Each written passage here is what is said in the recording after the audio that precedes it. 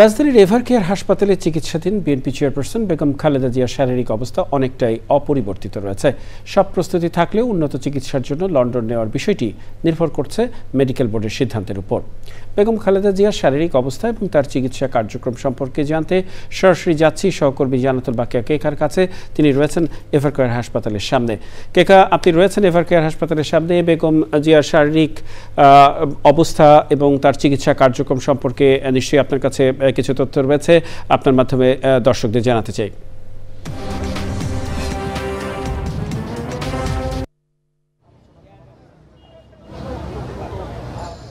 ধন্যবাদ মেহেদি। আপনাকে জানাতে চাই, আপনার মাধ্যমে আমার অডিয়েন্সকে জানাতে চাই যে একজন বিএনপি চেয়ারপারসন বেগম খালেদা জিয়া, যিনি ক্রিটিক্যাল কেয়ারে চিকিৎসাধীন, তার স্বাস্থ্যের অবস্থা কিন্তু গতকাল মেডিকেল বোর্ডের তরফে জানানো হয়েছিল। আপনি জানেন যে ক্রিটিক্যাল কেয়ারে যেসব রোগী থাকে তাদের শরীরে একাধিক অঙ্গ প্রত্যঙ্গকে মানে সাপোর্টের দরকার হয়। সেক্ষেত্রে একজন মানে ক্রিটিক্যাল কেয়ারের রোগীর জন্য নিবিড় পর্যবেক্ষণ এবং তার জন্য যে 17 সদস্যের মেডিকেল বোর্ড রয়েছে সেই বোর্ড কিন্তু নিবিড়ভাবে পর্যবেক্ষণ করছেন। সেই অবস্থাটা তার একই রকম রয়েছে। চিকিৎসকরা যেটা বলছেন, গতকালকে মেডিকেল বোর্ডের তরফে ডাক্তার AZM জাহিদ হোসেন গণমাধ্যমকে জানিয়েছিলেন যে তার চিকিৎসা ব্যবস্থাপনায় তারা যেটা সাফল্য পাচ্ছেন, যে তার চিকিৎসা নিতে পারছে।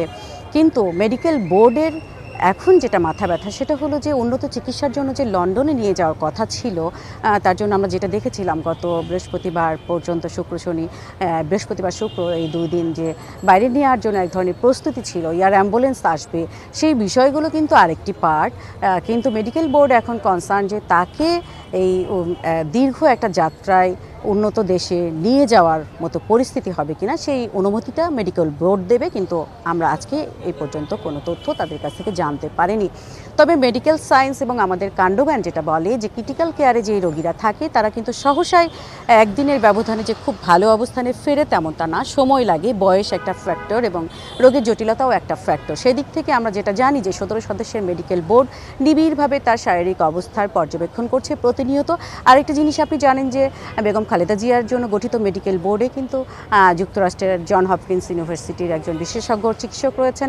এছাড়াও লন্ডনের যে ক্রিটিক্যাল কেয়ার বিশেষজ্ঞ, বিশ্বের খ্যাতিমান ক্রিটিক্যাল কেয়ার বিশেষজ্ঞ রবার্ট বিলি, তিনি কিন্তু ঢাকায় রয়েছেন। তবে সন্ধ্যার পরে যেটা হয় যে মেডিকেল বোর্ড বসে, মূলত যুক্তরাষ্ট্রের সময়ের সাথে বাংলাদেশের সময়ের একটা পার্থক্য থাকে।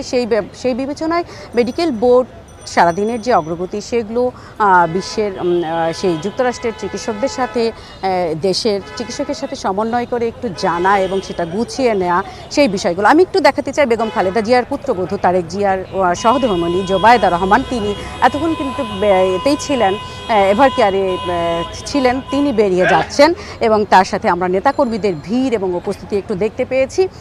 মূলত গতকাল থেকে এই এলাকায় এভারকেয়ারের সামনে কিন্তু আমরা ভিড়ভাট্টা, নেতাকর্মীদের উপস্থিতি এবং নিরাপত্তাও কিছুটা কম দেখেছিলাম। কিন্তু এই মুহূর্তে আমি একটু দেখাতে চাই আমার অডিয়েন্সের মাধ্যমে যে ডাক্তার জোবায়েদা রহমান বেরিয়ে যাচ্ছেন, তার সাথে আমরা নেতাকর্মীদের এক ধরনের উপস্থিতি দেখতে পাচ্ছি।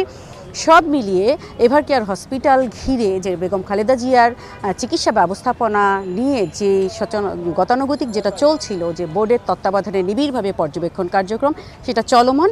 এবং জোবায়েদা রহমান বিকেল 4:30টায় এসেছিলেন, তিনি এখন বেরিয়ে গেলেন। মেহেদি। কেকা, আপনাকে অসংখ্য ধন্যবাদ। কথা বলছিলাম সহকর্মী জান্নাতুল বাকিয়া কেকার সাথে, জানাচ্ছিলেন বেগম খালেদা জিয়ার সর্বশেষ শারীরিক অবস্থা এবং চিকিৎসা কার্যক্রম সম্পর্কে।